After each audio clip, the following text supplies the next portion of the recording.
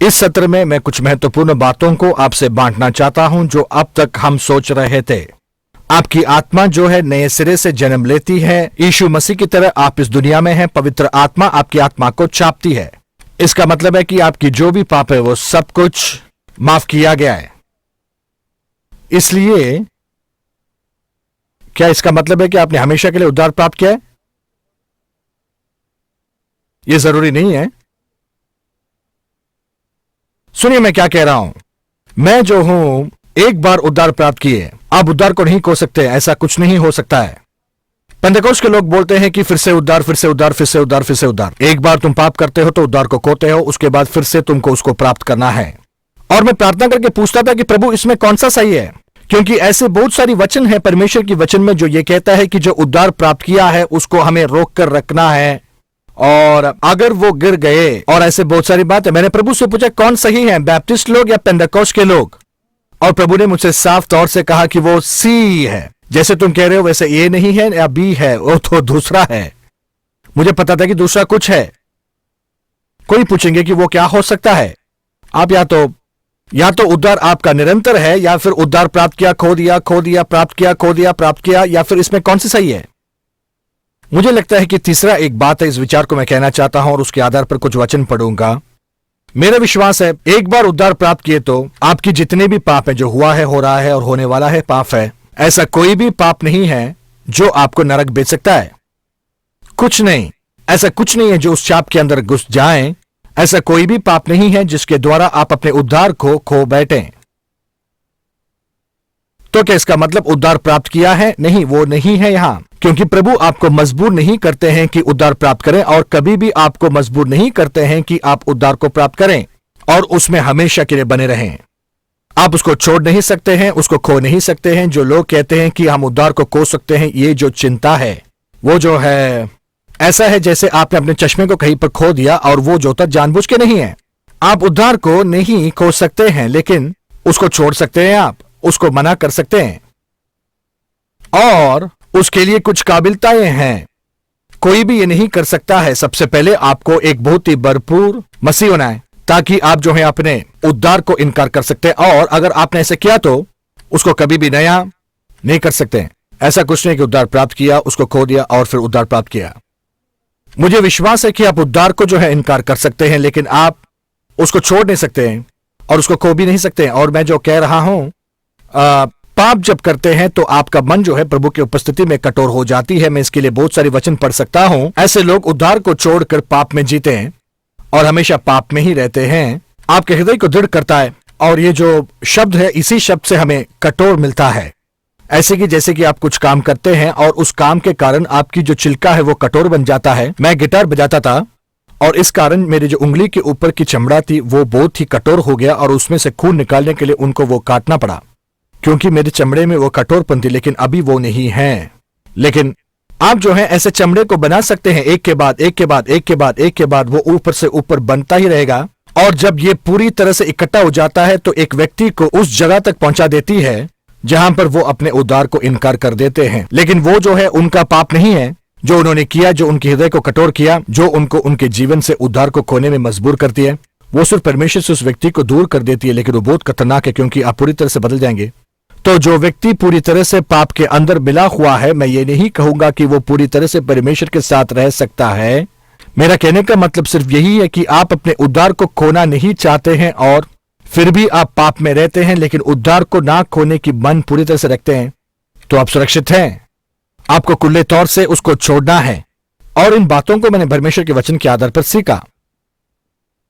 मेरे बहुत सारे दोस्त हैं, उसमें से बॉब यांडी ऐसा एक व्यक्ति है जो प्रचार करते हैं कि एक बार एक व्यक्ति ने उद्धार प्राप्त किया तो पूरी तरह से प्राप्त हुआ है, और ऐसा कुछ भी नहीं है जिसके द्वारा उस उद्धार को वो खो जाएं। मुझे उनकी बातों से कोई शिकायत नहीं है, क्योंकि मैं ये सोचता हूं कि जो भी इसके काबिल है, जो काबिलता इब्रानियों 6 में बोला गया है, और फिर भी अपने उद्धार को मना कर दे, ये जो है बहुत ही कम होता है। जो मैं सोचता हूं हजारों में से एक या फिर 10,000 में से एक होता है जो इस बात के लिए पूरी तरह से काबिल होते हैं। तो एक प्रक्रियात्मक रीति से मुझे उस व्यक्ति से कोई शिकायत नहीं है जो ये कहते हैं कि उद्धार जो है वो अनंत काल का है। वो सही बात है, लेकिन उसी समय परमेश्वर की वचन हमें उस बात की चेतावनी देती है कि आप अपने उद्धार को मना करें या फिर उसको इनकार करें, क्योंकि अगर ऐसा ना हो तो हम देखते हैं कि वचन में इन बातों को एक चेतावनी के तौर पर हमें नहीं कहा जाता। इसलिए इब्रानियों 6 अध्याय में हम देखेंगे और कुछ वचनों को यहां पर पढ़ेंगे।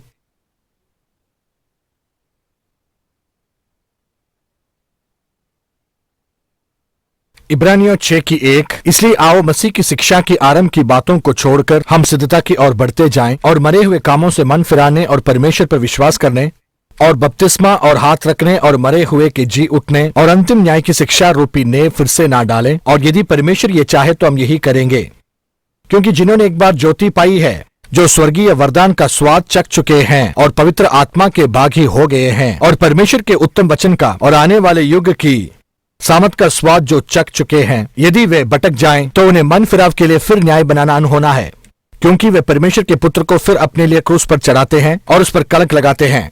ऐसे बहुत सारे वचन देख सकते हैं। इब्रानियों 10वां अध्याय जो उन वचनों के बाद है जो हम पहले यहाँ पर पढ़ रहे थे, जो इसी बातों को बताती है, जब बता गया कि एक ही बलिदान है और अगर आप आगे बढ़कर फिर से पाप करें तो कोई और ऐसा बलिदान नहीं है जो वो चढ़ा सकते हैं और जिसके द्वारा उनके पापों को पूरी तरह से वो मिटा पाएं और पाप ही ना करें आगे।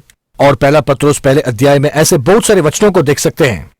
और ये जो वचन है मुझे इस तरह से सिखाया गया था जब मैं एक बपतिस्मा कलीसिया में था, वो ये था कि हम कभी भी जो है कि आप कभी भी अपने उद्धार को नहीं खो सकते हैं। और लोग इसको देखते हैं और मुझसे पूछते थे कि ये कैसे ऐसे हो सकता है। सब लोग कहेंगे कि सच्ची में ये सब झूठा है, जिसका मतलब है ऐसा हो नहीं सकता है। और ये क्यों नहीं हो सकता है, इस बात का कारण सिर्फ यही है कि यीशु मसीह जो है वो फिर से नहीं बढ़ सकते हैं और फिर से उनको अपना लहू बहाना पड़ेगा कीमत चुकाने के लिए। उन्होंने एक ही बार इस बात को किया है। अगर आपने इस बलिदान को नहीं समझा है तो यीशु मसीह को आपके लिए फिर से मरना पड़ेगा। इसलिए वो कहते हैं कि झूठ है। और आप जानते हैं कि मैंने पूरा कोशिश की और मैं नहीं जानता हूं कि ये जो बात है वो सही बात नहीं है, क्योंकि यहां पर साफ तौर से कहा गया कि जब एक व्यक्ति ये सब कुछ करता है और जब फिर भटक जाता है, फिर उसके लिए मुमकिन नहीं है कि वो मन फिराएं और वापस प्रभु यीशु मसीह में जुड़ जाएं और उसको खुले तौर से शर्मिंदा कर दें। मैं विश्वास करता हूं कि आप अपने उद्धार को मना कर सकते हैं। उदाहरण के लिए यूदास के बारे में कहा गया कि वो एक झूठा पुत्र है। इसका मतलब है कि उसके अंदर जो है वो आत्मा है जो नरक का है, जो आपके पास नहीं था। आप उसको खो नहीं सकते हैं। एक बार उसको परमेश्वर के साथ रिश्ता बनाकर रखना था, लेकिन उसने उसको इनकार कर दिया और उसको अविश्वास का पुत्र बुलाया गया। और बहुत सारे वचन ऐसे हैं जो मैं आपके साथ बांट सकता हूं। एक वचन जो मैं बपतिस्मा कलीसिया में जब था उसको उपयोग करता था, वो कहता है कि हम लोग उद्धार प्राप्त किए हैं और हमारी मिराज जो है वो हमेशा के लिए बना है, वो कभी भी मिटता नहीं है, वो हमेशा के लिए स्वर्ग में बना है। और हम इस वचन को बोलते थे और कहते थे कि देखिए इसको प्रदूषित नहीं किया जा सकता, ये कभी भी खो नहीं सकते हैं, ये सामत हमारे अंदर बना हुआ है। और उसके अंतिम जो बात थी हम उसको जानबूझकर छोड़ते थे, जो ये कहता है कि वो विश्वास के साथ बनता है और ये अनंत काल तक के लिए रहता है। आपको जो है सही तौर की विश्वास परमेश्वर की उपस्थिति में बनाना है। वो आपकी अच्छे कामों पर नहीं है, वो आपके व्यक्तिगत रिश्ते पर आधारित है और आप ये करने से कभी भी मजबूर नहीं किए जाते हैं। आपको प्रभु के साथ के रिश्ते को हमेशा कायम रखना है और उसे इनकार नहीं कर सकते हैं। और जब मैं ये कहता हूं तो लोग ऐसे सोचते हैं कि जब मैं छोटा था मैंने उद्धार प्राप्त किया, लेकिन मेरी जो गाड़ी थी वो सही तौर से पटरी पर नहीं चल रही थी और मैं जाकर पाप में जिया। और मैं कहता हूं कि प्रभु के साथ मुझे रिश्ता नहीं बनाना है। और मैंने सुना है लोग ऐसे कहते हैं और उसके बाद वो वापस प्रभु के उपस्थिति में आकर रिश्ता बनाते हैं। तो क्या आप ये कहने की कोशिश कर रहे हैं कि आप कभी मन नहीं फिरा सकते हैं और वापस प्रभु में कभी नहीं आ सकते हैं? ये जो वचन है उस व्यक्ति की काबिलियतों को दिखाती है, ये उद्धार को रखने के लिए। और चौथे वचन में हम देखते हैं कि वो यहां पर कहता है कि क्योंकि एक बार जिन्होंने ज्योति पाई है, ये क्या कह रहा है? यूहन्ना 6:44 में देखते हैं कि कोई भी परमेश्वर की उपस्थिति में नहीं आ सकते जब तक पवित्र आत्मा उनको ना लाए। आपके जीवन में पवित्र आत्मा की एक असाधारण सी खींच होनी चाहिए। वो आपके माता पिता के द्वारा नहीं है, जो आप प्रभु में आए और अपने माता पिता को खुश करने के लिए आपने कुछ किया है, लेकिन आपको जो है प्रभु की उपस्थिति में सही तौर से लाना पड़ता था पवित्र आत्मा के द्वारा। और जो स्वर्गीय वरदान का स्वाद चख चुके हैं, जो मैं सोचता हूं कि उद्धार के बारे में कहा गया है, आपको सही तौर से उद्धार प्राप्त करना है। बहुत सारे ऐसे धार्मिक लोग हैं जो प्रभु को सही से जानते थे, लेकिन उसको इनकार करके वो दूर चले गए और प्रभु के साथ कोई भी रिश्ता वो बनाए नहीं है। और मैं नहीं सोचता हूं कि वो यहां पर कहा गया। ये यहां पर कहा जाता है कि पवित्र आत्मा लोगों को खींचता है जो स्वर्गीय वरदान को चख चुके हैं, जो उद्धार प्राप्त किए हैं, और पवित्र आत्मा के बागी हुए गए हैं। ये उस व्यक्ति के बारे में बोला गया जो आत्मा में भरा है, अन्य भाषा बोलता है, जिसके पास आत्मा की वरदान है और परमेश्वर के उत्तम वचन को भी चखा है। ऐसे बहुत सारे लोग हैं जो नए सिरे से जन्म लिए हैं, उद्धार प्राप्त किए हैं, लेकिन परमेश्वर की जो वचन है उनके साथ रिश्ता नहीं है और उसमें प्रकाशन भी नहीं है। वो किसी और के विश्वास और प्रकाशन पर जीते हैं। लेकिन ये उस व्यक्ति के बारे में जो वचन के अंदर गया है, जो वचन है उसके अंदर पहले जाता है और आने वाले युग की सामत की स्वाद क्या है। ये जो है मैं विश्वास करता हूं कि पवित्र आत्मा में कार्य करना है, जैसे कि अद्भुत कार्य करते हैं, अद्भुत कार्यों को देखते हैं। ये जो है एक सिद्ध मसीह व्यक्ति के बारे में बता रही है। दूसरे शब्दों में एक बच्चे जैसा जो विश्वासी कभी नहीं कर सकता है। आप जानते हैं, जब मैं एक छोटा बच्चा था, मेरे माता पिता की तरफ मैं इतना पागल हुआ किसी बात के लिए, मुझे याद नहीं है क्या बात है, मैंने कहा कि मुझे वो माँ परिवार में नहीं रहना है और मैं आप लोगों से भागने जा रहा हूं। और मेरे घर के पीछे जो थी वो कांटों की बनी एक दीवार जैसी थी और बहुत ही खुला जगह था, और वहां जाने के बाद भी मैं अपने घर को सही से देख सकता था। वो शायद कुछ ही दूर मेरे घर से थी। और वहां जाकर मैंने सोचा, मैं कहां जा रहा हूं और मैं क्या खाऊंगा। तब मैं सिर्फ 4 या 5 साल का था। मैं क्या खाऊंगा और जब सूरज ढल जाएगा और ठंड लगेगी तो मैं क्या करूंगा। तो मैं अपने निर्णय पर अभी शक करने लगा। मैं बहुत ही बलवा कर रहा था कि मैं ये मान लूं कि मैं गलत हूं और वापस घर जाऊं। मेरे भाई मेरे पीछे भाग रहे थे और जानबूझ के मैं ऐसे दिखाए जैसे कि मैं उस कांटों में जाकर फंस गया, और ऐसा दिख रहा था जैसे कि मैं सच्ची में फंस गया। और मैंने इंतजार किया कि मेरा भाई आकर मुझे खींचकर घर ले जाए। आप जानते हैं कि मैंने बोला कि मुझे ये वोमक परिवार में नहीं रहना है और मुझे यहां से भाग जाना चाहिए। लेकिन अगर पुलिस वालों को बुलाया गया होता तो वो लोग आके ये कहते कि तुम इस बात के निर्णय लेने के लिए अभी बड़े नहीं हुए हो।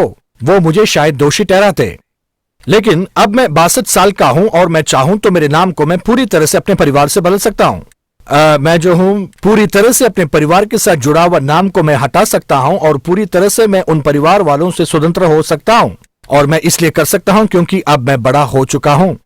और इसी तरह बहुत सारे लोग हैं जो मैं सोचता हूं कि पूरी तरह से सिद्ध नहीं थे और उन्होंने ये जो 5 मांगे थी उस मांगों को पूरा नहीं किया और वो जो है पाप में पूरी तरह से खींचे गए और परमेश्वर ने उनको उसके दोषी नहीं ठहराया क्योंकि वो सिद्ध नहीं है और वो नहीं जानते थे कि वो क्या कर रहे हैं। लेकिन उदाहरण के लिए ऐसे सोच लीजिए, मुझे विश्वास है कि मैं एक सिद्ध व्यक्ति हूं। मैं उतना सिद्ध नहीं हूं जैसे परमेश्वर चाहते हैं, लेकिन मैं जानता हूं कि परमेश्वर के वचन के आधार पर मैं जी रहा हूं। और अगर मैं ये कहने लगता कि दया बड़ी अच्छी है और मैं अब से पाप में जीऊंगा क्योंकि मैं जानता हूं कि प्रभु मुझसे बहुत प्रेम करते हैं, कोई भी पाप जो मैं कर रहा हूं मुझे नरक नहीं ले जाएगी क्योंकि मेरे सारे पाप की कीमत चुकाया गया है और अपने आत्मा में मुझे पूरी तरह से सिद्ध किया गया है। लेकिन अगर मैं ये करता, मैं अपने हृदय को परमेश्वर की उपस्थिति में कठोर बनाता और मेरे अंदर जो पवित्र आत्मा वास कर रहे हैं वो हो सकता है कि काफी साल लगा दे इस बात को मुझ में ठीक करने के लिए। और इन सालों में अगर मैं अपने हृदय को और कठोर करता और चोरी करता और व्यभिचार में मैं आगे पाप में जीता और वो सब कुछ करता जो कुछ मैं चाहता था, मेरी हृदय जो है परमेश्वर की उपस्थिति में इतना कठोर हो जाएगा कि मैं ऐसे स्थिति में रहूंगा कि जहां मैं परमेश्वर को पूरी तरह से इनकार करूं। और मुझे लगता है यह भयंकर होगा। मुझे नहीं पता है कि वो रेखा कहां पर खींचा गया है, लेकिन मैं ये नहीं करूंगा कि उस रेखा के पास मैं जाकर खड़ा हो जाऊं और मैं अपने आप से बोलूं कि मैं जो हूं अब भी अपने विश्वास में खड़ा हूं। ये मूर्खता है। मुझे जो है वहां से दूर चला जाना चाहिए क्योंकि अगर कुछ भी हो जाए और मुझे गिरने की एक माहौल आए तो मैं उसके खिलाफ ना गिरूं। मुझे उस रेखा के करीब नहीं रहना है। लेकिन मुझे पूरा विश्वास है कि एक व्यक्ति जो पूरी तरह से प्रभु में सिद्ध है वो अपने विश्वास को छोड़ सकते हैं, नहीं तो हमें इस बात की चेतावनी नहीं दी जाती है। इब्रानियों 10वीं अध्याय, मेरे पास अगर समय होता है सब पढ़ने के लिए, इब्रानियों 10 में इसकी अच्छी विवरण दिया गया है। मैं इसमें से कुछ वचन को पढ़ना चाहता हूं ताकि आप इसको अच्छी तरह से समझ सकें। उसके 19वें वचन में, सो हे भाइयों, ये ठीक उस वचन के बाद है जहां पर कहा गया है कि आपको उद्धार दिया गया है और आप पूरी तरह से सिद्ध बनाए गए हैं। अब 19वें वचन में, हे भाइयों, जबकि हमें यीशु के लहू के द्वारा उस नए और जीवित मार्ग से पवित्र स्थान में प्रवेश करने का हियाव हो गया है, जो उसने पर्दे अर्थात उसके शरीर में से होकर हमारे लिए अभिषेक किया है, और इसलिए कि हमारा ऐसा महायाजक है जो परमेश्वर के घर का अधिकारी है, तो आओ हम सच्चे मन में और पूरे विश्वास के साथ और विवेक की दोष दूर करने के लिए हृदय में चढ़कावा लेते हुए परमेश्वर के समीप जाएं, अपनी आशा के अंगीकार को दृढ़ता से तामे रहें। जिसने प्रतिज्ञा किया है वह सच्चा है। अगर ये सही में काम का नहीं है तो आपको क्यों बताया जाएगा कि आप दृढ़ता से पकड़े रहें। इसको करने की कोई आवश्यकता नहीं, क्योंकि आपको उद्धार दिया गया है, आप सिद्ध हैं, पवित्र हैं, आपको पूरी तरह से शुद्ध किया गया है। हम देखते हैं 24वें वचन में वो आगे कहते हैं, और प्रेम और भले कामों के उकसाने के लिए एक दूसरे की चिंता किया करें और एक दूसरे के साथ इकट्ठा होना जो है ना छोड़ें, जैसे कि कितनों की रीति है, पर एक दूसरे को समझाते रहें, और जो जो उस दिन को निकट आते देखो त्यों त्यों और भी अधिक ये किया करो, क्योंकि सच्चाई की पहचान प्राप्त करने के बाद यदि हम जानबूझकर पाप करते रहें तो इसके लिए कोई बलिदान बाकी नहीं है। दूसरे शब्दों में, आप बार बार उद्धार नहीं प्राप्त कर सकते हैं। आप अपने उद्धार को खोकर वापस उसको नहीं पाते हैं। इसी बात को यहां पर साफ तौर से वो कह रहे हैं कि बहुत सारे मसीह लोग जो है ऐसे सोचते हैं कि प्रभु में उद्धार प्राप्त करते हैं, फिर खो जाते हैं और प्रभु आपसे प्रेम करना छोड़ देते हैं। ये इन वचनों को पूरी तरह से मार देता है। सिर्फ एक ही बलिदान है जो आपके पाप के खातिर बनाया गया है, और अगर आप इसको इनकार करें तो जीवन में फिर से कोई एक मौका नहीं है। आप वापस नहीं आ सकते। आप पूरी तरह से विश्वास में से निकल जाते हैं कि अगर हम जानबूझकर पाप करें, बहुत सारे लोग ऐसे हैं जो पाप करते हैं और कहते हैं मैंने जानबूझकर किया। सब कुछ ऐसा है, आप कह सकते हैं कि सब पाप जो है जानबूझकर ही किया जाता है। मेरा मतलब है कि आप अगर गुस्सा हो रहे हैं तो आप जानबूझकर गुस्सा हो रहे हैं, किसी ने आपको नहीं करवाया है। अगर आपके अंदर व्यभिचार की चिंता आ रही है तो आप जानबूझ के कर रहे हैं। तो जो भी पाप है उसके अंदर आपकी एक जिम्मेवारी है। अगर इस वचन को आप सही तौर से समझना कोशिश करें, और मैं अपने आप को इसमें से प्रचार करने के लिए रोक रहा हूं, लेकिन आप इसको आगे अध्ययन करें। ये जो बात है पूरी तरह से परमेश्वर को जानबूझकर इनकार करने की एक बात के बारे में कहा गया है। सिर्फ जानबूझकर कुछ छोटा बात नहीं है, ऐसा जैसे कि आप सब कुछ जानते थे लेकिन जानबूझकर भी आपने ऐसा किया है। यह परमेश्वर से आप पूरी तरह से दूर होने की बात है। आगे कुछ वचनों को आप देखें, क्योंकि सच्चाई की पहचान प्राप्त करने के बाद यदि हम जानबूझकर पाप करते रहें तो पाप के लिए फिर कोई बलिदान बाकी नहीं है। हाँ, धन का एक भयानक बात जोड़ना और आग का एक जलन बाकी है जो विरोधियों को भस्म कर देगा। जबकि मूसा की व्यवस्था का नाम आने वाला 2 या 3 जानों की गवाही पर बिना दया के मार डाला जाता था, तो सोच लो कि वह कितने और भी भारी दंड के योग्य ठहरेंगे जिसने परमेश्वर के पुत्र को पांवों से रौंदा और वाचा के लहू को जिसके द्वारा वो पवित्र ठहराया गया था अपवित्र जाना है और अनुग्रह की आत्मा का अपमान किया, पूरी तरह से अपमान किया। यहाँ पर 28वें वचन को आप देखिए, मूसा की न्याय को ना मानने वाला ये उस व्यक्ति के बारे में नहीं कह रहा है जिसने कोई गलती किया है, जो अपने शारीरिक स्वभाव के कारण कोई गलती किया है। ये उस व्यक्ति के बारे में बोल रहा है जिसने जो बलवा किया है न्याय के विरुद्ध। उसको मूसा के न्याय की अधीनता में दंड दिया गया, तो उसको कितना दंड मिल सकता है जिसने परमेश्वर के पुत्र को अपने पांव के नीचे रौंदा है। आप अगर बाहर जाके किसी को यह कह रहे हैं कि मैं अश्लील चीजों को देखता हूं, मैं इस बात को उत्साहित नहीं कर रहा हूं, लेकिन मेरा कहने का मतलब यह है कि जब आप ये करते हैं तो क्या आप अपने पैरों के नीचे पुत्र को रौंद रहे हो? क्या इसका मतलब है कि वाचा का जो लहू है जिसके द्वारा वो अपवित्र ठहराया गया था, अपवित्र जाना है, और अनुग्रह की जो आत्मा है उसका तुमने अपमान किया? अपमान का मतलब है कि जानबूझ के करना। तुम जब प्रभु से नफरत करते हो तो उसके खिलाफ हो, और जो कुछ प्रभु का है उन सारे चीजों से तुम नफरत करते हो। हम सब जानते हैं कि हमने पाप किया है, अब परमेश्वर की महिमा से हम गिर चुके हैं। आप उस लहू का जो है अपमान नहीं करेंगे। आप प्रभु यीशु मसीह के खिलाफ कोई भी झूठी तरह की बात नहीं करेंगे और ऐसे बातों को करेंगे। ये वचन जो है उस व्यक्ति के बारे में नहीं कह रहा है जो पाप किया हो, लेकिन उस व्यक्ति के बारे में कह रहा है जो पूरी तरह से प्रभु को इनकार करता है। इसका मतलब है कि पूरी तरह से इनकार करना। इस बात को हम रोमियो के पत्री पहले अध्याय में देखते हैं, और उस वचन में उस व्यक्ति के बारे में विवरण दिया गया है जो इन चीजों को इनकार करता है और पूरी तरह से उसके अधीनता में है। और क्योंकि वो परमेश्वर के ज्ञान को प्राप्त नहीं करना चाहते थे और प्रभु ने उस ज्ञान को उनके जीवन से ले लिया और उनके जीवन में किसी तरह की उद्धार नहीं है। मैं साफ तौर से ऐसे कहना चाहता हूं, अगर कोई सोच रहा है कि मैंने क्या ऐसे किया है, अगर मैंने किया है तो मैं नफरत करता हूं प्रभु, मैं अगर ऐसा इंसान बन जाऊं, फिर भी आप प्रभु के लिए एक इच्छा रखते हैं और आप इस बात को नफरत करते हैं कि आप कभी प्रभु से दूर रहे हैं, तो पवित्र आत्मा फिर से आपको बरस सकता है। वो तुम्हें अनुग्रह देता है। जिस व्यक्ति ने इस तरह की पाप को किया है वो व्यक्ति है जिसने प्रभु से नफरत किया है, जिसने परमेश्वर के पुत्र को अपने पैर के नीचे रौंदा है और ये जानबूझ के करता है। वो प्रभु से नफरत करता है, पूरी तौर से प्रभु की बातों की वो नफरत करता है। वो अब दोषी है, उसके अंदर पाप की कोई एहसास नहीं है। अगर आपको लगता है कि आपने गलती किया है और आपको उस पर दुख है, तो पवित्र आत्मा अभी भी आपके जीवन में काम कर रहे हैं। एक कठोर पापी, उसके जीवन में कोई फर्क नहीं। वो जानता है कि वो नरक की तरफ बढ़ रहा है। वो उस जगह पे नहीं रहना चाहते जहां प्रभु है। वो प्रभु को पूरे मन से नफरत करते हैं और इसी बात को ये कह रहा है। और फिर वो बताता है कि ये बात करने के लिए मुमकिन है मुझे नहीं लग रहा है कि ये जो आपका पाप है जो ये करता है, क्योंकि आप जब कहेंगे कि आपका जो पाप है उसके द्वारा आप उद्धार को खो सकते हैं, तो आप अपने पाप को सही तौर से समझने की पूरी कोशिश करें। हम सब लोगों ने पाप किया है, महिमा से दूर गिरे हैं, इसलिए आप बोलना चाहिए कि इनकार करने वाली और अपनाने वाली पाप है। यह बाइबल नहीं बताती है। याकूब 2:10 में बोला गया है कि अगर आप एक नियम को तोड़े तो पूरे नियम में आप दंडनीय हैं। तो ऐसा कोई बात नहीं है कि किसी पाप को प्रभु माफ कर देते हैं और किसी पाप के द्वारा आप बचकर निकल सकते हैं। पाप की असर अभी भी है, लेकिन आपकी आत्मा पर नहीं है, लेकिन उसके असर जो है आपके मन पे रहेगी, आपके भावनाओं पर असर पड़ेगा, आपके मन को कठोर कर देगा। आप ऐसे माहौल में डाले जाएंगे जहां पर आप आत्मिक तौर से कमजोर हो जाते हैं, और जब इस जरूरतों को आप पूरा करते हैं, इब्रानियों 6:4 और 5, आप अपने उद्धार को छोड़ सकते हैं। ये जो है मूर्खता है, कभी भी ऐसा आप ना करें। परमेश्वर के एहसास के बिना आप ना जिए। आप उस रेखा से उतना दूर रहें जितना आप रह सकते हैं, लेकिन विश्वास को छोड़ देने की एक मुमकिन बात है। मैं व्यक्तिगत तौर से किसी को नहीं जानता हूं जिन्होंने अपने उद्धार को छोड़ दिया है। मुझे नहीं पता है कि ऐसा अगर कोई है, लेकिन ऐसे लोग हो सकते हैं, क्योंकि ये बात जो है मुमकिन है।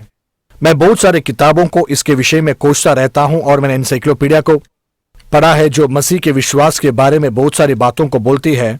एक जो बात मैंने देखा है उन लोगों के बारे में जिन्होंने विश्वास के लिए जान दिया है, जिनकी पूरी तरह से पीड़ा किया गया, वो अपने विश्वास को छोड़ने के लिए तैयार नहीं थे, और ये बात दूसरों के लिए एक उत्साह के तौर पर बन गई, क्योंकि उसको कभी नहीं तोड़ सकते हैं। आपको आपके विश्वास से हटने के लिए मसीह में पूरी तरह से आपको बड़ा हो जाना चाहिए। पर अगर मैं पाप में जीता और परमेश्वर के साथ रिश्ता तोड़ता और पूरी तरह से मन को कठोर करता और परमेश्वर के विरुद्ध में मैं रहता, तो और सोच लीजिए मैं ऐसे अवस्था में हूं और मैं एक विदेश की जगह में हूं जहां पर वो लोग मुझे लेके मेरे सर पे एक बंदूक रख के कहते हैं कि तुम प्रभु को इनकार करो, तो और मैं विश्वास करता हूं अगर मैं प्रभु को इनकार करूं तो मैं सीधा नरक जा सकता हूं। मैं शायद वो नहीं करूंगा। मैं निश्चिंत हूं कि मैं कभी नहीं करूंगा। मेरा कहने का मतलब यह है, परमेश्वर को चखने के बाद मैं नहीं कहूंगा कि मैं उसको छोड़ने जा रहा हूं। मेरे जान बचाने के लिए भी मैं नहीं करूंगा। आमीन। इसलिए मुझे विश्वास है कि आप उद्धार को इनकार कर सकते हैं, लेकिन आप उसको नहीं छोड़ सकते हैं। यहां पर जो पहला तीमुथियुस में वचन है उसको हम देखेंगे। यहां पर मैंने कहीं पर लिख के रखा है, मैं ढूंढता हूं। क्या दूसरा तीमुथियुस है? दूसरा तीमुथियुस 2 अध्याय की 11।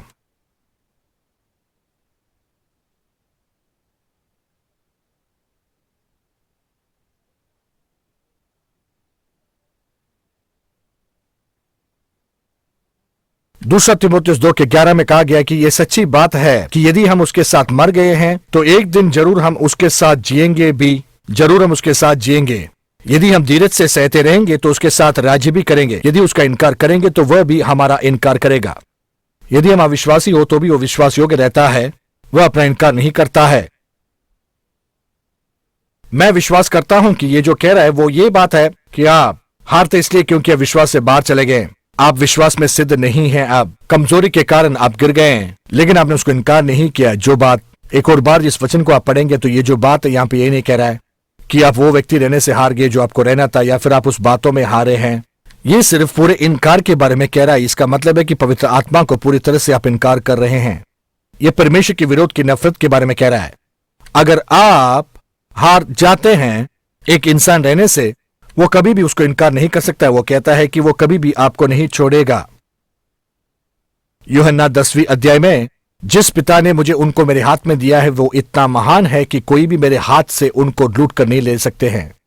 वो उसका मतलब यह है कि कोई पाप, कोई भी चीज बाहरी तौर से मुझे प्रभु की उपस्थिति से निकाल नहीं सकता है। इसका मतलब यह नहीं कि परमेश्वर वहां रहने के लिए मेरे ऊपर दबाव नहीं डालते हैं। बाहर से कोई भी शक्ति नहीं है जो मुझे पूरी तरह से तोड़ सकता है। अपनाना, इनकार करना मेरा मर्जी में है, और मैं चाहूं तो बैठकर इनकार कर सकता हूं और प्रभु मुझे छोड़ देंगे। परमेश्वर का वचन कहता है अगर मैं इनकार करूंगा तो वो भी मुझे इनकार कर देगा। वो जो है कभी हमें पहले इनकार नहीं करेगा। लेकिन अगर आप मुड़कर वो काबिलता प्राप्त करते हैं जो इब्रानियों 6:4 और 5 में कहा गया है, आप अपने उद्धार को इनकार कर सकते हैं। आप उसको छोड़ सकते हैं लेकिन खो नहीं सकते हैं। आप उसको बेच नहीं सकते हैं। आपको पूरी तरह से सिद्ध किया गया है, और प्रभु ने आपके ऊपर छापा लगाया। आपको यह पूरी निर्णय करना है कि क्या आपको उस रिश्ते में रहना है कि नहीं। ये एक शादी के जैसे है। आप जानते हैं कि अगर मैं आपसे शादी करता तो मैं कभी भी जो है इनकार ना करता, लेकिन इसका मतलब ये नहीं कि मैं जो हूं आपको मुझे इनकार करने से रोक नहीं सकता हूं। मैं आपके ऊपर दबाव नहीं लगा सकता हूं। आप अगर छोड़ना चाहते हैं आप जा सकते हैं। प्रभु कभी भी हमारे ऊपर दबाव नहीं डालते हैं कि हम उसके साथ रिश्ता बना रखें। आप जो है अपने उद्धार को नहीं खो सकते हैं। वो जो बात है, ऐसा कुछ नहीं कि आप गिर जाएं, लेकिन ये आपके प्रभु के अंदर का रिश्ता है कि आप अपने पाप को पूरी तरह से हरदम कबूल करें। मैं नहीं चाहता हूं व्यक्तिगत तौर से कि मैं आपसे इस बात की प्रचार करूं, क्योंकि मुझे नहीं लग रहा है कि आपके लिए जरूरी है।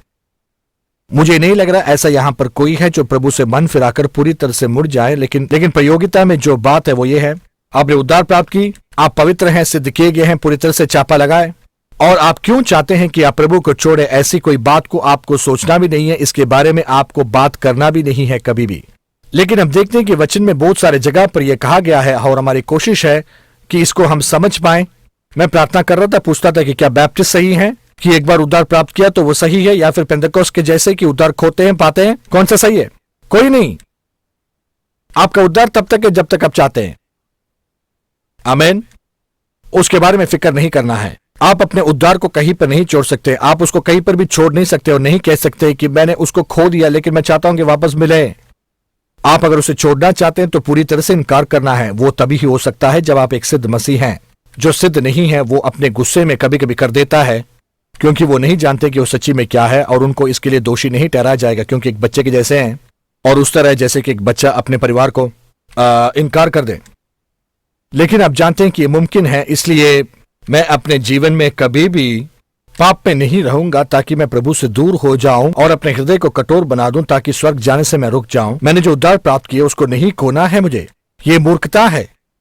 मैं कभी नहीं करूंगा, क्योंकि मैं प्रभु से बहुत सारा प्रेम करता हूं और उसको जानने की जो लाभ है उसमें मैं आनंदित रहता हूं। मैं नहीं चाहता हूं कि दंड में, बीमारी में और परेशानी में मैं रहूं, और मैं कभी भी अपवित्र नहीं रहना चाहता हूं, क्योंकि वो मुझे, मेरी मन को कठोर कर देगा और मैं प्रभु से काफी दूर हो जाऊंगा अपने उद्धार से भी। यह बहुत ही सामर्थी बात है। आपने उद्धार प्राप्त की है और वैसे रह सकते हैं जब तक आप चाहते हैं। आमीन। लेकिन वो आपके विश्वास को कायम रखना है। परमेश्वर ने कभी भी आपको उद्धार प्राप्त करने से मजबूर नहीं किया। अगर कोई उसे नफरत करे और जाना चाहता है तो प्रभु उसको अनुमति देता है। वो गलत हो सकता है लेकिन वो हो भी सकता है। आमीन। Praise God. मुझे लगता है कि यहां पर रोमियो 6 अध्याय को देखना है, और यह 6 अध्याय रोमियो की जो है बहुत ही अद्भुत एक अध्याय हमें देखना ही है।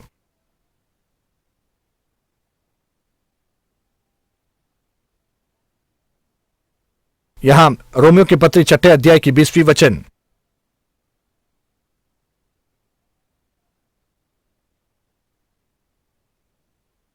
कि जब तुम पाप के दास थे तो धर्म की ओर से स्वतंत्र थे, पूरी तरह से स्वतंत्र थे।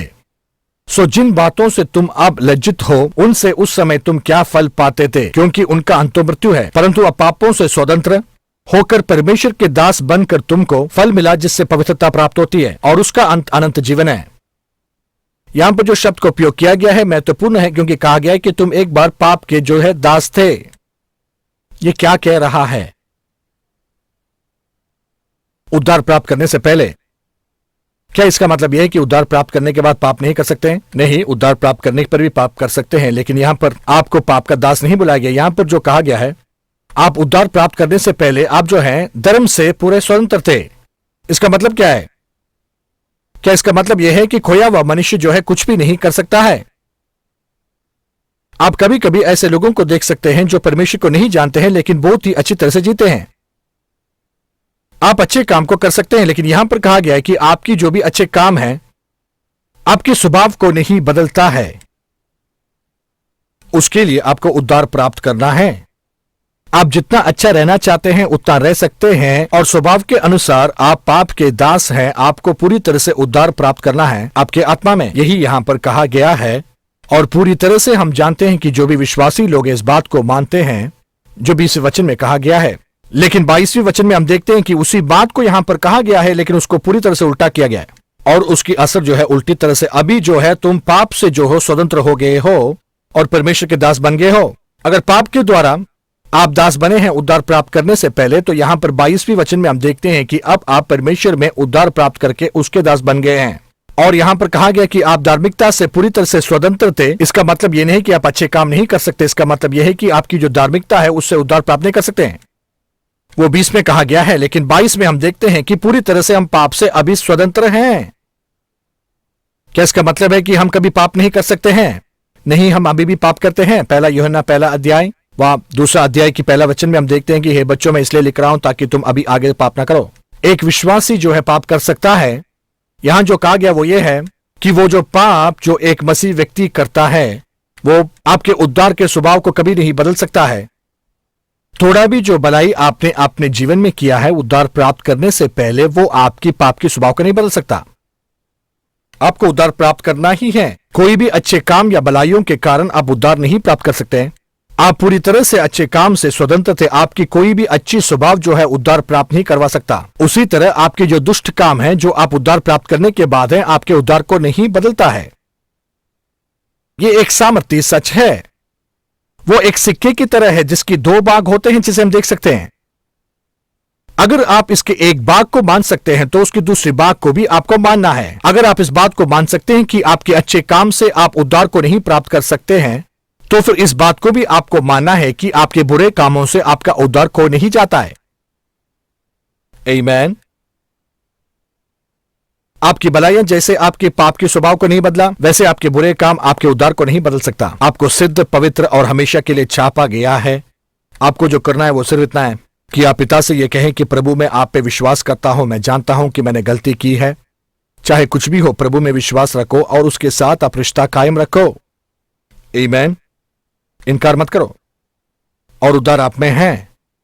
वो जो सामर्थ्य है, ये मेरे जीवन को बदला है और आपके जीवन को भी बदलेगा।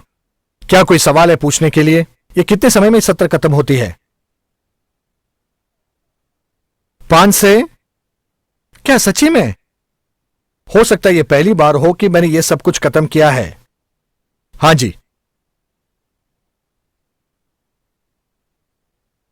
मैं इसके बारे में कह सकता हूं, लेकिन 1 घंटा लग सकता है। संक्षेप में मैं कहना चाहता हूं कि मैं विश्वास करता हूं कि जो पाप जो है जिसको कभी भी माफ नहीं किया जा सकता है, वो यीशु मसीह को इनकार करना है। और पवित्र आत्मा जो है यूहन्ना 6:44 में, कोई भी व्यक्ति पिता के पास तब तक नहीं आ सकते हैं जब तक पवित्र आत्मा उनको खींच न ले। पवित्र आत्मा आपको खींचते हैं और आपको यीशु मसीह में आने के लिए समझाते हैं। अगर फिर भी आप उसका विरोध करके इनकार करें तो फिर वो ऐसा पाप हो जाता है जिसको कभी भी माफ नहीं किया जा सकता। आपकी जो कुछ भी पाप है उसको पूरी तरह से माफ किया गया है। जो कुछ भी पाप है उसको माफ किया गया है, लेकिन यीशु मसीह को इनकार करने की पाप को नहीं माफ किया गया है। एक खोया हुआ व्यक्ति इसको पूरी तरह से इनकार कर सकता है कि यीशु मसीह को वो इनकार करें और यीशु मसीह के उद्धार को प्राप्त ना करें। मुझे विश्वास है कि इब्रानियों 6 में जैसे कहा गया है, एक विश्वासी व्यक्ति पूरी तरह से पवित्र आत्मा को इनकार कर सकते हैं और यीशु मसीह को भी इनकार कर सकते हैं, और अगर ऐसे करते हैं तो उसको कभी भी माफ नहीं किया जा सकता है। हां जी, अगर एक अविकसित व्यक्ति यीशु को अपना लें अपने जीवन में और कभी भी विकसित नहीं होते हैं, और फिर बाद में वो अपने विश्वास को कायम नहीं रखे, तो क्या वो गलत है? नहीं, क्योंकि वो सिद्ध नहीं है और वो उनको दंड नहीं दिया जाएगा, क्योंकि एक छोटे बच्चे के जैसे हैं। यहां पर मैं एक उदाहरण देता हूं। सोच लीजिए एक व्यक्ति जो है उनका मानसिक संतुलन नहीं है, और क्योंकि वो पूरी तरह से बड़े नहीं हुए हैं, वो बहुत सारे बुरे कामों को करते हैं। और आप जानते हैं कि समाज जो है उनको दोषी नहीं ठहराता है, क्योंकि उनके जीवन में वो अभी बड़े नहीं हुए हैं। और आज हमारे बीच ऐसे बहुत सारे लोग हैं जो कभी बड़े नहीं हुए हैं। प्रभु उनको दोषी नहीं ठहराते हैं। उन्होंने उद्धार प्राप्त किया है, लेकिन कुछ भी वो सही तौर से नहीं समझते हैं। इसलिए मैं सोचता हूं कि आप उद्धार प्राप्त कर सकते हैं। यहां पर मैं कुछ हाथों को देख रहा हूं, लेकिन कुछ सवालों की जवाब मुझे यहां पर देना है। कुछ चीजों का जवाब मैं पहले वो करना चाहता हूं। पहला यूहन्ना उसके पहले अध्याय के 9 में हम देखते हैं कि अगर हम हमारे पापों को कबूल करें तो वो इतना विश्वास योग्य है कि हमारे सारे पापों को वो आगे माफ कर सकता है। और हर बार जब मैं इसमें से प्रचार करता हूं, कोई ना कोई इस वचन को लेके मेरे सामने आते हैं और कहते हैं कि तुम्हें तुम्हारे सारे पापों को तो कबूल करना ही है, और ये कैसे तुम्हारे जो भी पाप है उसको मिटाने के साथ जुड़ा हुआ है। और मैं इसके बारे में बहुत सारा जवाब दे सकता हूं, लेकिन जल्दी मैं ये कहना चाहता हूं, मुझे वचन में ऐसा एक जगह दिखाओ जहां पर बताया गया है कि तुम तुम्हारे पापों को कबूल करो और पूरी तरह से तुम्हें उस पाप से माफ किया जाएगा। नहीं कर सकते। याकूब के 5वें अध्याय में आप देख सकते हैं कि अगर आप बीमार हैं तो कलीसिया के बुजुर्गों को तुम बुलाओ और तुम्हारे जो भी गलतियां हैं एक दूसरे के साथ कबूल करो, एक दूसरे के लिए प्रार्थना करो कि चंगाई प्राप्त करें। लेकिन आप नए नियम में ऐसा कोई भी जगह पर कोई वचन नहीं देख सकते जो कहता है कि आप अपने पापों को पूरी तरह से कबूल करें कि आप उसमें से माफी प्राप्त करें। इसलिए मेरा पहला जो बात है कि आप ऐसे कोई भी सिद्धांत के आधार पर नहीं कर सकते हैं। ये वचन में एक ऐसा सिद्ध सिद्धांत है जो ये कहता है कि आप जब भी पाप करते हैं तो उसको पूरी तरह से कबूल करना है माफी के लिए। आप एक वचन के आधार पर किसी सिद्धांत को नहीं बनाते। यीशु मसीह ने कहा कि 2 या 3 गवाहियों के द्वारा चीजों को तुम निश्चिंत करो। इसलिए मैं कहता हूं कि ये जो जोर इस वचन पे दिया गया है वो पूरी तरह से सही नहीं है जो लोगों ने दिया है, क्योंकि सिर्फ यही एक ही वचन है और मैंने इसको बहुत बार पढ़ा है और ऐसा कोई और वचन नहीं है जो कहता है कि तुम्हें पापों को कबूल करना है ताकि माफी तुम प्राप्त करो। तो मैं सोचता हूं कि जिस तरह से इस वचन का विवरण कहा जाता है वो सही तौर से नहीं गलत तौर से बोलते हैं और मैं इस वचन की अनुवाद को इस तरह से करता हूं। कभी कभी इस वचन को ऐसे हम कह सकते हैं कि चाहे तुम्हारे आत्मिक मनुष्य को माफी दिया जाए, अगर आपको बाहर जाके पाप में रहना है, आपने शैतान को पूरी अधिकार आपके शरीर के ऊपर दिया है क्योंकि तुमने उसको दिया है। सोच लीजिए कि कोई जाकर व्यभिचार में रहता है और उसके द्वारा उसको अपने जीवन में एक बीमारी मिलती है और अचानक तुम्हें एहसास होती है कि हे प्रभु मैंने गलती किया है, मैं जानता हूं कि गलती की है। इसको तुम कैसे संभालोगे? शैतान को तुमने पूरी अधिकार अपने जीवन में दिया है। रोमियो की पत्री 6 की 16वीं वचन। क्या तुम नहीं जानते हो कि किसके अधीनता में तुम रहोगे? वो चाहे पाप हो या फिर धार्मिकता हो, तुम उसके ही अधीनता में हमेशा रहोगे। तुमने अपने जीवन में शैतान को वो रास्ता दिखाया है। कैसे ये रोक सकते हो? आप उसको कबूल करें। कबूल जो शब्द का उपयोग 1 यूहन्ना 1:9 में बताया गया कि उसी बात को कह रहे हैं। ऐसे नहीं कि प्रभु आप जानते हैं क्या है, आप वैसे सोचते हैं, लेकिन आप जानते हैं कि मैं क्या सोचता हूं और फिर तुम्हें एहसास होता है कि देखो मेरे रास्ते ने क्या कर दिया। इसलिए तुम वापस आकर उससे सहमत हो जाते हो और कहते हो कि हे पिता मैं जानता हूं कि तुम सही हो, मैं जानता हूं कि मैं गलत हूं और पूरी तरह से तुम अपने आप को समर्पित करते हो।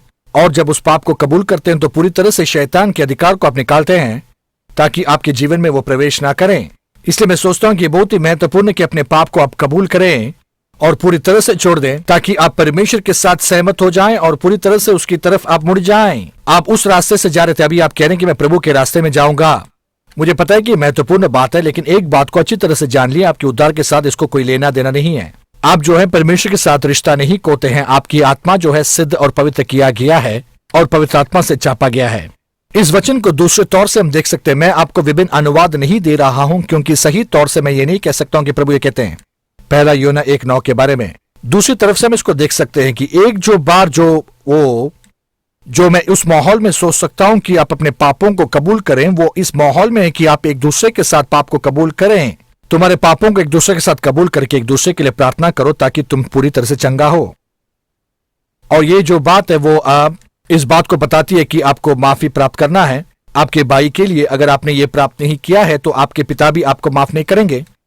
इसलिए हम देखते हैं कि दूसरी एक माहौल जहां पर पाप को कबूल करने के बारे में है वो उस जगह पर है जो भाई और बहन के साथ है। और 1 यूहन्ना 1 अध्याय की 9वीं वचन ये कह सकता है कि आप परमेश्वर की उपस्थिति से माफी नहीं प्राप्त कर रहे हैं जब तक अपने पापों को कबूल ना करें। लेकिन ये इस बात को दर्शाती है कि जब तक आप जो है अपने भाई बहन के पापों को पूरी तरह से जब तक माफ ना करें आप संगति में नहीं रह सकते। अगर आप 1 यूहन्ना 1 अध्याय की 9वीं वचन की तरफ फिर से आप ध्यान दें तो कहता है, अगर हम कहते हैं कि हमारी संगति है एक दूसरे के साथ और पाप में चलते हैं तो हम झूठ कहते हैं और हम सत्य में नहीं हैं। और बहुत सारे लोग ऐसे सोचते हैं कि ये पिता के साथ जो रिश्ता उसके बारे में बोल रहा है ये हो सकता है, लेकिन उसको सही तौर से देखने के लिए हम देखते हैं कि यूनानी भाषा में और इब्रानी भाषा में इसका मूल बात कहा है और वहां पर कहा गया है कि वो उस संगति के बारे में कहता है एक भाई और बहन के बीच में है जो एक संगति पर आधारित नहीं है प्रभु के साथ। इसलिए यह मुमकिन है कि 1 यूहन्ना 1:9 में बताया गया कि आप एक दूसरे के साथ अपने पापों को कबूल कर लें और एक दूसरे से माफी आप प्राप्त करें। और ये नहीं कह रहा है कि आप प्रभु से माफी को प्राप्त करें, लेकिन इस बात को आप समझ लीजिए कि ये जो वचन है वो इस वचनों को नहीं मिटाती है जो ये बताती है कि आप अपने आत्मा में जो है सिद्ध हैं, पूरी तरह पवित्र भी हैं और परमेश्वर जो है आपसे पाप के बारे में नहीं पूछते हैं और ऐसी बहुत बातें। आमीन। क्या कोई और सवाल है यहाँ? हाँ जी। आपने आत्मा के बारे में कहा था। सबका अपना अपना आत्मा जो होता है, और हमारी आत्मा जो है वो हमारे प्राण के साथ पूरी तरह से जुड़ा है। तो हमारे प्राण जो है वो अगर सिद्ध तौर से बना हुआ है तो क्या हमारी आत्मा भी सिद्ध होता है? हाँ, आपकी आत्मा निरंतर जीता है, वो सिद्ध किया जाता है। उदाहरण के लिए आपकी मन जो है आपकी आत्मा में है, और जो कुछ भी आप करते हैं पूरी तरह से आपकी आत्मा समझती है। इसलिए हमारी आत्मा जो है इस तरह से जीने नहीं जा रही है, क्योंकि मैं उदाहरण के लिए कह सकता हूं, अगर आप बहुत ही निराश व्यक्ति हैं तो हमेशा आप निराश नहीं रहेंगे। अनंतता में उसको नया किया जाएगा और उसको सिद्ध किया जाएगा। लेकिन हमारी जो आत्मा है, जब एक व्यक्ति की मृत्यु होती है तो उनकी आत्मा और प्राण उनकी देह को छोड़ती है। सिर्फ आत्मा नहीं, आपकी प्राण भी आपके साथ स्वर्ग जाती है। इसके लिए वचन को हम देखते हैं। प्रकाशित वाक्य 6 में बोला गया है कि उनके प्राण को भी देखा गया जो उस बलिपीठ के नीचे थी। मैं इसके बारे में कह सकता हूं, लेकिन मैं विश्वास करता हूं कि आपकी प्राण जो है उसकी एक रूप होती है, जैसे आपकी शरीर अभी है। और फिर से आप जब स्वर्ग जाएंगे तो वो महिमा से भरी होगी। और इसलिए अगर आप यहां पर मोटे हैं तो वहां पर आपका प्राण मोटा नहीं रहेगा। आमीन। मैं विश्वास करता हूं कि वहां पर आप सिद्ध और अच्छे रहेंगे। हाँ जी, ये जो सवाल है उस पर आधारित है कि आपने कहा था कि हम स्वर्ग में एक दूसरे को जान पाएंगे। आप सब जानेंगे। क्या हम शादीशुदा रहेंगे? नहीं। तो उस विषय को मैं समझना चाहता हूं। यीशु मसीह ने कहा है कि स्वर्ग में शादी नहीं होता है, ना शादी में देते हैं। मैंने इस सवाल की जवाब पहले भी दिया है। आप जानते हैं कि मैं अपनी पत्नी से इतना प्रेम करता हूं और मैं वहां पर नहीं कर पाऊंगा। लेकिन जो बात वहां पर है वो ये है कि आप सबसे इतना ज्यादा प्रेम करेंगे कि आप कुछ से नहीं करेंगे। आप थोड़े भी उसमें कम नहीं रहेंगे, आप उसमें ज्यादा ही रहेंगे। और वो जो प्रेम होती है वो एक विभिन्न तौर की प्रेम रहेगी। वो शारीरिक नहीं है, वो पूरी तरह से आत्मिक ऐश्वर्य एक प्रेम होगा। मेरा दूसरा सवाल उस उम्र पर है जिस उम्र पर हमें दंड दिया जाएगा। क्या बच्चों को भी दंड मिलेगा? मुझे नहीं पता है, लेकिन ये जो बात है इसको हमने बनाया है। और मैं इस बात से पूरी तरह से सहमत हूं कि बच्चे जो हैं जो वो दोषी नहीं हैं, और एक उम्र से पहले अगर वो मर गए उनका पाप का दंड उनको नहीं दिया जाता है। मैंने रोमियो 7 में से उसके बारे में बहुत कुछ लिखा है, लेकिन आज वो बोलने के लिए समय नहीं है। आप मेरे उस अध्ययन को प्राप्त कर सकते हैं और उसमें रोमियो 7 में से मैंने इसके बारे में बोला है। लेकिन दोषी ठहराए जाने की उम्र में फर्क है। आप सोच लीजिए कि आप मानसिक तौर से खराब हैं, तो फिर वो कभी भी उस उम्र तक नहीं पहुंचेगी जहां पर वो दोषी ठहराए जा सकते हैं। मुझे लगता है कि लूथरन के जो लोग हैं वो बोलते हैं कि 11 या 12 जहां पर उनको धार्मिक शिक्षा दी जाती है, और उसके बाद हम देखते हैं कि एक उम्र को वो नियमित करते हैं। मेरा बड़ा बेटा जो जोशुआ है, 3.5 साल में उसने उद्धार प्राप्त की, अन्य भाषा में बात की और दूसरों को चंगा करने की वरदान को भी उसने प्राप्त किया है। वो 3.5 साल का था। और कुछ लोग हैं उस स्तर पर तब भी नहीं पहुंचते जब वो 18 के हैं। वो लोगों पर निर्भर है। आज बहुत सारे लोग बहुत सारी परेशानी में हैं। हाँ जी, मेरी सवाल जो है वो प्रेरितों के काम में से है, जहां पर पतरस बोलते हैं कि अनन्या और सफीरा ने पवित्र आत्मा से झूठ कही है। इन दोनों ने तो पवित्र आत्मा को प्राप्त किया था, फिर इन्होंने कैसे गलती की है? मुझे लगता है कि हनन्या और सफीरा ने इस बात को समझने में कोई गलती की है कि उद्धार था, लेकिन उसको इनकार कर दी। कुछ लोग इसको इनकार करते हैं, जैसे कि प्रेरितों के काम 5 में बोला है, परमेश्वर ने ये उनके साथ नहीं की, और हम कह सकते हैं कि उसने किया है। मेरा कहने का मतलब ये नहीं कि प्रभु वो है जो बुरे चीजों को हमारे जीवन में लाते हैं और हमें जीवन में दंड देते हैं। वहां पर इसलिए किया गया क्योंकि उन्होंने उस वाचा को तोड़ा था और वो पीछे हट गए थे, इसलिए वो पूरी तरह से उसमें फंसे हुए थे और वहां पर उनको मन फिराव की कोई भी अवसर नहीं थी। और प्रभु ने न्याय तुरंत किया, उनके मरने तक की इंतजार नहीं किया। वो वाचा को कभी नहीं तोड़ता है। हाँ जी, आप जो पीछे, वो कौन सा वचन था जो कहता है कि हम हमारे उद्धार को विश्वास के साथ कायम रखें? वो तो पहला पत्रोस पहले अध्याय में, मैं सोचता हूं कि मैंने वो लिखा है यहाँ, दूसरा पत्रोस पहला अध्याय। मैं यहां पर वचन पढ़ना चाहता हूं।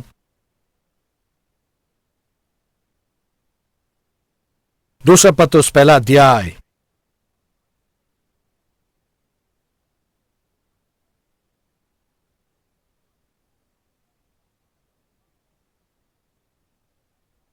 और 10वें वचन को हम देखेंगे। इस कारण हे भाइयों, अपने बुलाए जाने और चुने लिए जाने को सिद्ध करने का बलि भांति यत्न करते रहो, क्योंकि यदि ऐसे करोगे तो ठोकर नहीं खाओगे, वरन इस रीति से तुम हमारे प्रभु और उद्धारकर्ता यीशु मसीह के राज्य में बड़े आधार के साथ प्रवेश करने पाओगे। ये वो वचन नहीं है जो मैं सोच रहा था, लेकिन ये उस बात को कहती है कि आपको ये सब कुछ करना है ताकि तुम्हारे उद्धार को तुम कायम रखो, और वो सब कुछ मेरे बोलने के साथ जुड़ता है। यहां पर देखिए, पहला पत्रोस पहले अध्याय में तीसरा वचन, यही मैं वचन सोचता हूँ जो आप यहाँ पर कह रहे थे। हमारे प्रभु यीशु मसीह के परमेश्वर और पिता की धन्यवाद हो, जिसने यीशु मसीह को मरे हुओं से जी उठने के द्वारा अपने बड़ी दया से हमें जीवित आशा के लिए नया जन्म दिया है, जो यीशु मसीह की मौत से जी उठने के द्वारा मिला है, अर्थात एक अविनाशी और निर्मल और अजर मिराज के लिए जो तुम्हारे लिए स्वर्ग में रखी है, जिनकी रक्षा परमेश्वर के सामर्थ से बहुत सारे लोग वहां रुक जाते हैं, लेकिन कहा गया है कि आप जो है विश्वास के द्वारा उस उद्धार के लिए जो आने वाले समय में प्रकट होने वाली है उसके लिए की है।